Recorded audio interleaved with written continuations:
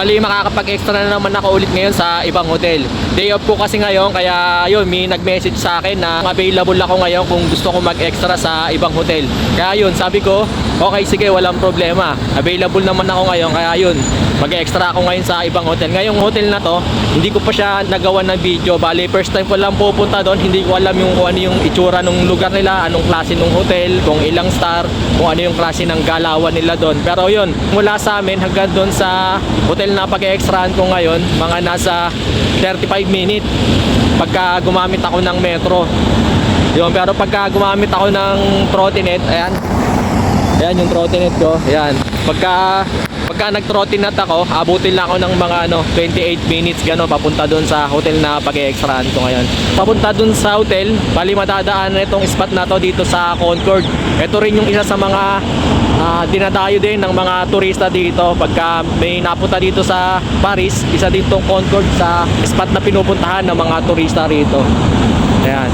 Pero kasi ngayon umaga pa lang, maaga pa, 8:35 yan.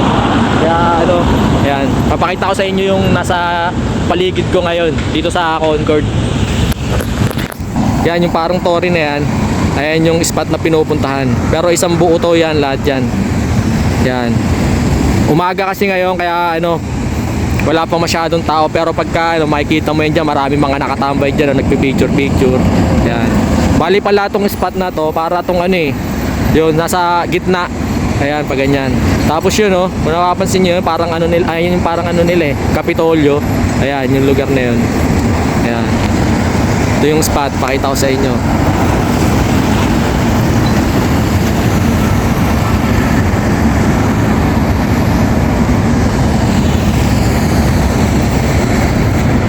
Alright, bali yun, papakita ko na lang sa inyo pagka dating ko dun sa hotel kung anong itsura ng hotel na yon. Yun. Bali nandito sa gitna, naka-trottinette lang ako kaya sinampa ko dito yung trottinette ko. Yun. Bali papunta na ako dun sa hotel na pag-extraan ko. Nandito na ako sa hotel na pag-extraan ko. Ayun.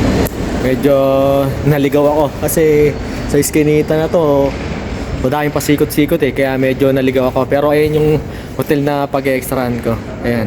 Yan, yung nasa likod ko na yan. 2-star nakalagay doon, yung hotel na yan 2-star, pero doon sa may kulay pula na yun nakalagay doon 3-star.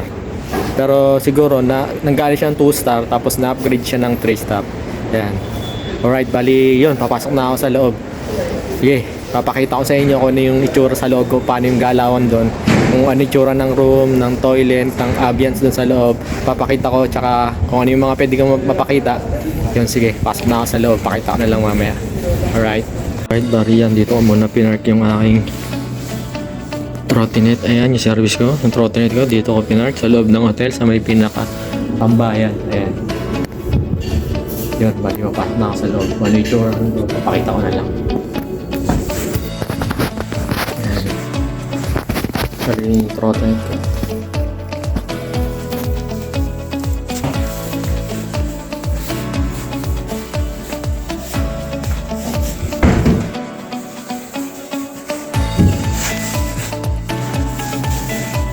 Yung kusina nila, tapos kusina dito sa reception dito.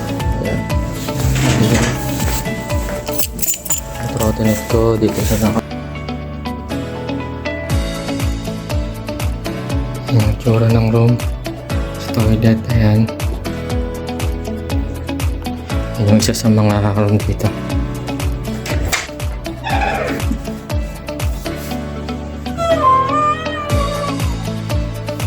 Ito din yung isa sa mga room dito na nilanisan ko. Ayan. Toilet, ganun din.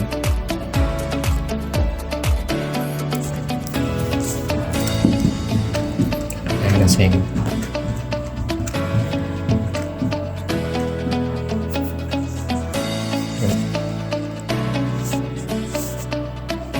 May tsura ng isa sa mga room dito. Alright, ayan. Ganun din.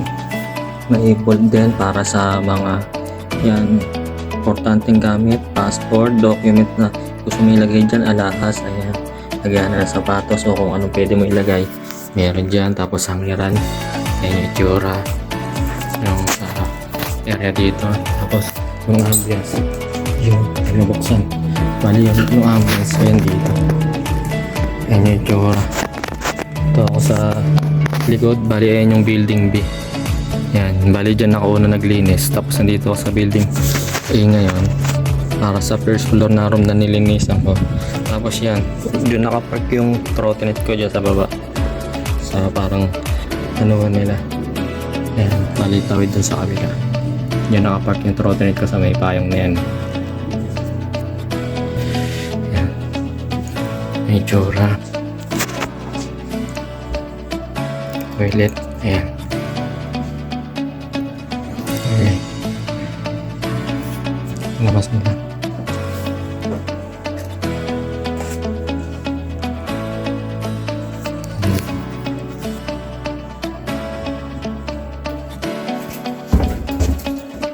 Naman tayo sa floor. Alright, bali dito may ground floor nila, ayan 0. Tapos yung -1 nila, ito di susi. Yun, iba yung style nitong sa hotel na to. Yan, tapos hanggang 4th floor lang sila. Ngayon pupunta tayo sa 4th floor. Check natin kung ano yung dun, style ng 4th floor nila. Doon papakita ko sa inyo. Ano yung sa 4th floor nila. Alright. Tingnan natin.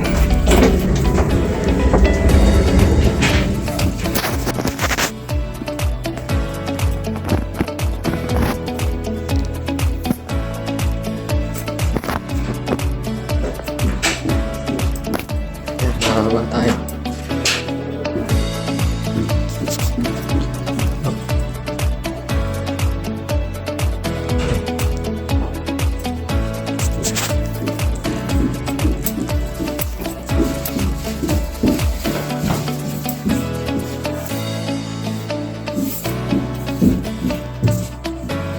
Yun, pare-parehas lang. Doon sa baba. Pare-parehas lang yung tsura ng first floor, second floor. Yung bali, yung katatapos ko lang. Bali, 4 yung depar ko. Ayan. Tapos yung request ko, yan yung kulay pink. Yung depar ko yung kulay green. Ayan, tapos ito, yung mga room na ginawa ko. Ilan yung mga nagamit ko. Hot liquid, tapi Teorye, yan, dra, yan, serviette, yan, lahat yan, yung total na dyan na. Nagalit yung sa staff room nila, yan. Yung mga gamit nila. Yan yung sa laundry, ayan. Ayan yung itsura. Sa laundry, ayan.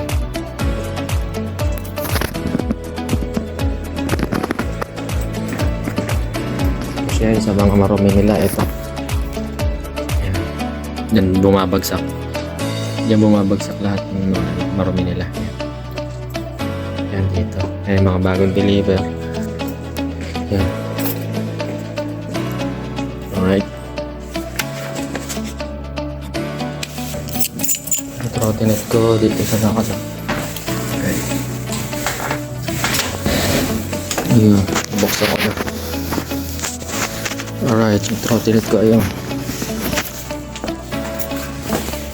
Yun, bali papalabas na ako. Ayan, bali kukunin ko lang tong trottinette ko dito. Alright, bali ayun, papauwi na ako. Tatapos ko lang dun sa hotel na pinag-extraan ko. Ayan, sa likod. Bali yung hotel na to, 2-star yan nakalagay dyan sa labas, di ba? Pero pag sinilip mo yung kulay pula na yun, yung nasa gilid na yun, makikita mo doon 3-star. Pero alam ko na kung bakit ganun. 2-star siya dati, tapos ngayon parang na-upgrade siya. Parang ni-renovate siya, tapos naging 3-star na siya. Kaya may mga room doon na nakita mo pang bago eh. In-upgrade siya kaya siya naging 3-star. Madali lang yung trabaho. 4 lang kasi yung naging depar ko, tapos iba request na. So wala akong masyadong ginawa. Parang tingin ko 2:00 pa lang tapos na ako eh. Tapos yun, kumbaga tamang na lang ako doon. Kung ano-ano lang yung ginawa ko doon.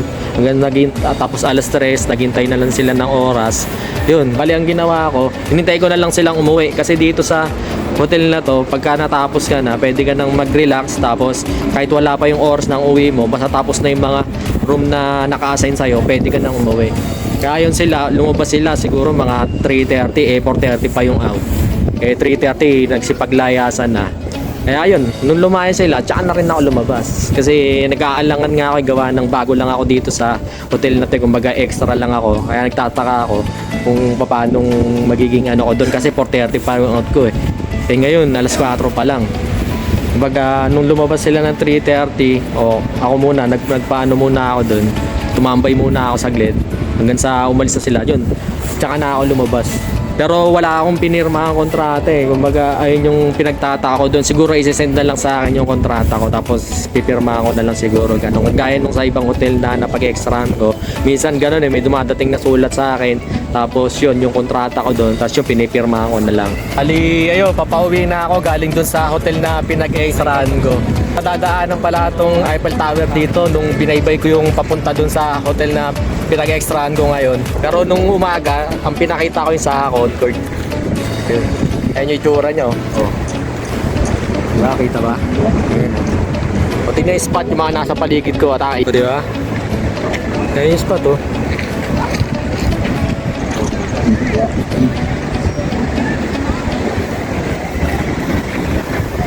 Ayan oh.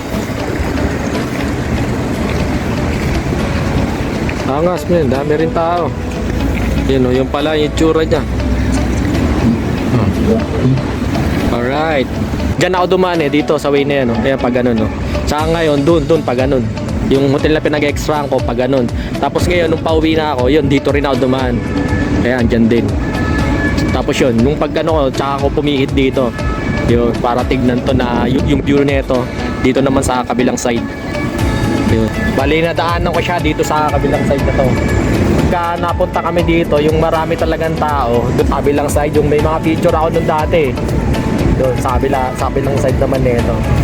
Tapos bigla may lumapit sa akin kanina rito, nakipagkwentuhan sa akin. Ayun oh, papakita ko sa inyo. Matagal din, siguro mga 10 minutes na nakipagkwentuhan sa akin. Ibang lahi siya eh. Baga turista lang din siya dito. Tapos yun, lumapit sa akin. Sinabi niya sa akin parang ano, napapansin niya daw sa mga tao dito, pinag-aaralan niya kasi sana sa media. Napapansin niya lahat ng tao na nakaano sa cellphone, sa camera, sa internet, yan, ganun, sa mga social media ba. Yun na napansin niya rito sa ano na to. Kaya lang ngayon, may nilapitan siyang babae na may hawak ng camera. Yun, ito, papakita. Yan yung lumapit sa akin kanina doon sa ano. Tapos yung may kasama na siyang babae ngayon. Doon naman siya nagtatanong kasi nag-aaral nga siya sa media, yung sa mga internet niya, yun ang sabi niya. Tapos yung mga tao, dinidescribe niya yung mga itsura ng tao. Halimbawa sa kulay ng damit, yung nakapula, yung ganon, yung sa may mga blonde, pinapaliwanag niya sa akin. Pinansin niya yung mga itsura ng tao. Tapos mayroong dark na kulay, dinidescribe niya kung anong klase ng tao na yun. Parang ganun yung pinapaliwanag niya sa akin. Pero nagigets ko siya kung na-obserbahan niya, ganun. Pero ang pinansin niya kanina, yung nakapula na babae. Paliwanag niya sa akin bakit ganun. Ano yung unang impression niya pagka nakapula yung babae. Tapos pag may mga blonde yung buho. Tapos yung man nga, may mga dark yung suot. Yung ganun. Lumapit siya sa akin eh, parang na-curious siya eh. Kasi naka-trottinette nga ako, ayun oh. Dala ko yung trottinette ko eh. Lahat dito nakaano lang eh. Pag walang bit-bit eh, ako lang na may trottinette eh. Kaya na-curious siya sa akin kahit lumapit siya. Sarap magtambay dyan oh. Sarap tumambay dyan oh. Oh. Diba?